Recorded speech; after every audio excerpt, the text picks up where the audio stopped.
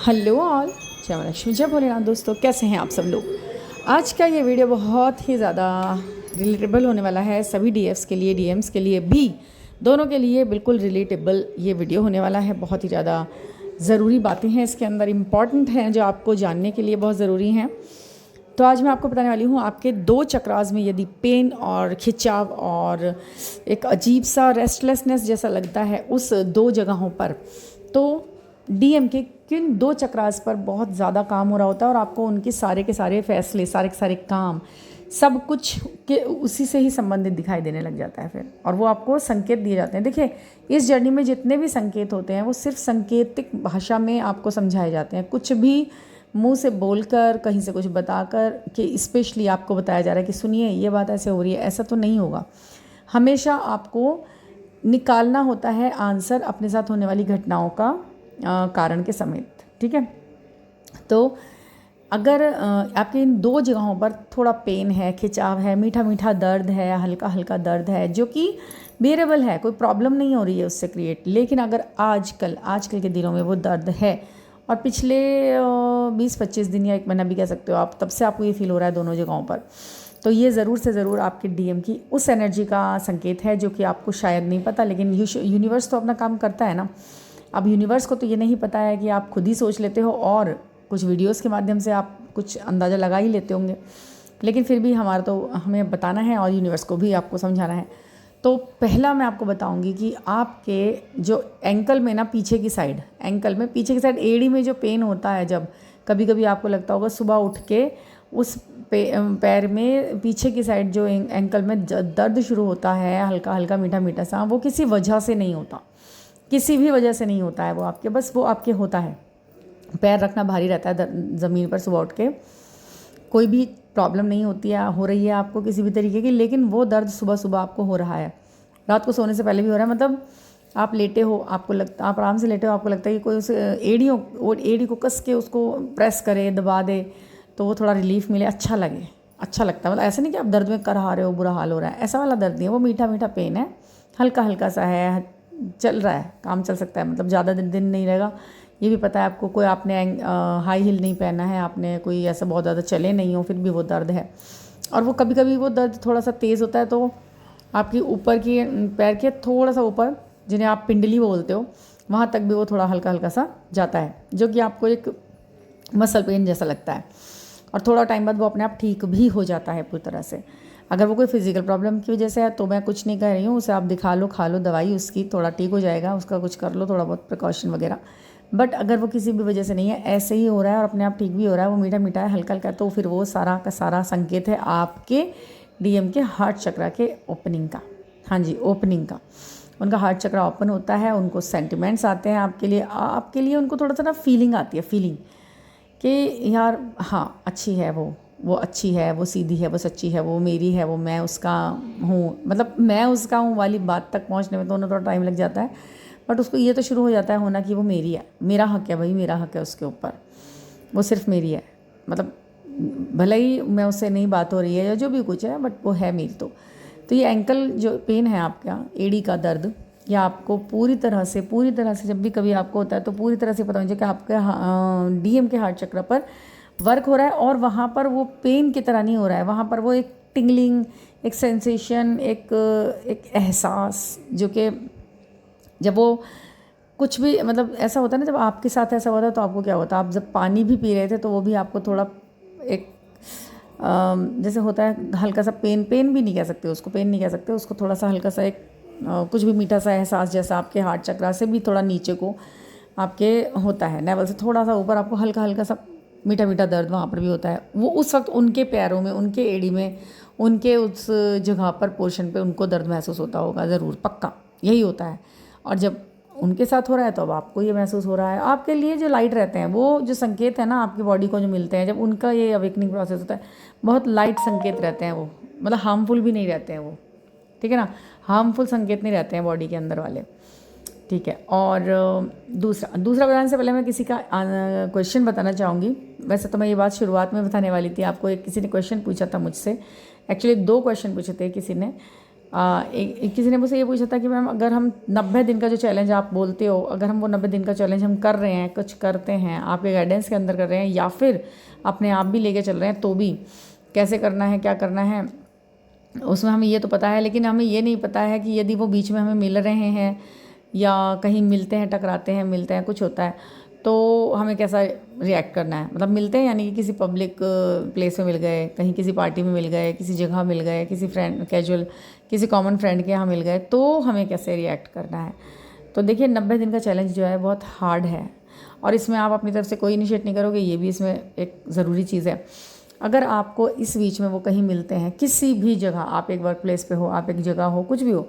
तो उसको तो आप नहीं रोक सकते क्योंकि वो मिलना है, वो कुदरत ने सेट करा हुआ है मामला। अगर नहीं भी होता ना तो वहाँ पर चाहे आप एक जगह पर भी हो तभी भी आप 90 दिन तक कभी कोई नहीं भी देखते हो एक दूसरे को, वो यूनिवर्स ने करा है। तो उसमें आपको क्या करना है, अगर आप मिलते हो तो एक स्वीट और एक सीरियस जेस्चर अपने चेहरे पर रखना है। ठीक है, आपका ऐसा ऑरा होना चाहिए कि आपको देखकर ऐसा ना लगे कि सैड है, किसी सवाल में है, कुछ पूछना चाहती है मुझसे, आंखें इसकी गुस्सा दिखा रही है मेरे को, ऐसा कोई भाव आपके चेहरे पर नहीं होना चाहिए। आप बिल्कुल सीरियस और फोकस्ड होने चाहिए उस वक्त अपनी चीज़ों में। आप खाना खा रहे हो तो खाने की प्लेट को ही देख रहे हो और चीज़ों को देख रहे हो, आराम से देख रहे हो। आप फंक्शन को एंजॉय कर रहे हो तो उनको ही बड़े सीरियसली आराम से देख रहे हो। आसपास के लोगों से नॉर्मल बातें कर रहे हो,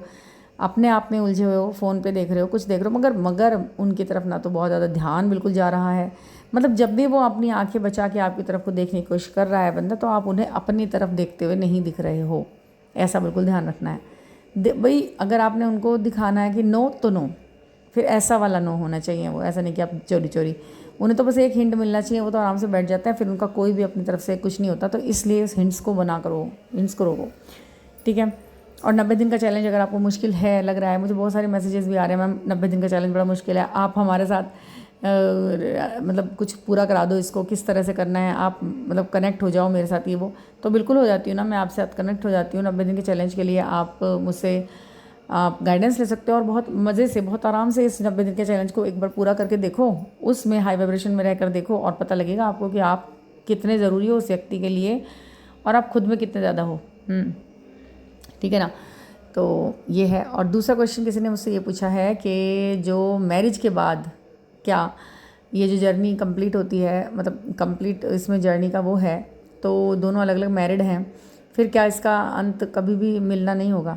तो देखिए मिलना किसे कहते हैं, इस जर्नी में जो मिलन है वो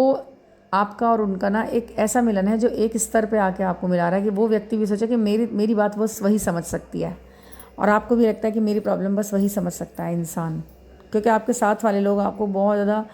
इतना समझना नहीं चाहते, इतना आप पर टाइम नहीं लगाते, लेकिन वो होता है वो एक लेवल पर आप आ गए हैं तो आपका मिलना हो चुका है आपके हिसाब से। कॉस्मिकली आप दोनों एक दूसरे के साथ मैरिड भी हो और एक दूसरे के साथ सेटल्ड भी हो। बस इस तक पहुँचते पहुँचते आपको थोड़ा टाइम लग जाता है, उनको समझने में टाइम लगता है, वो लेवल एक है वो समझने में टाइम लग जाता है। जैसे ही उनको ये पता लगता है वो एक ही तरीके से सोचना शुरू कर देते हैं, चाहे भली बातें उतनी नहीं होती हैं, लेकिन आप अलग अलग रहते हुए भी 24 घंटे अपने एक दूसरे को ही अपने माइंड में चला रहे होते हो। ठीक है। तो सेकंड मैं उस पर आती हूँ टॉपिक पे अपने, कि सेकंड जो चक्रा जो पेन है आपको कहाँ हो रहा होगा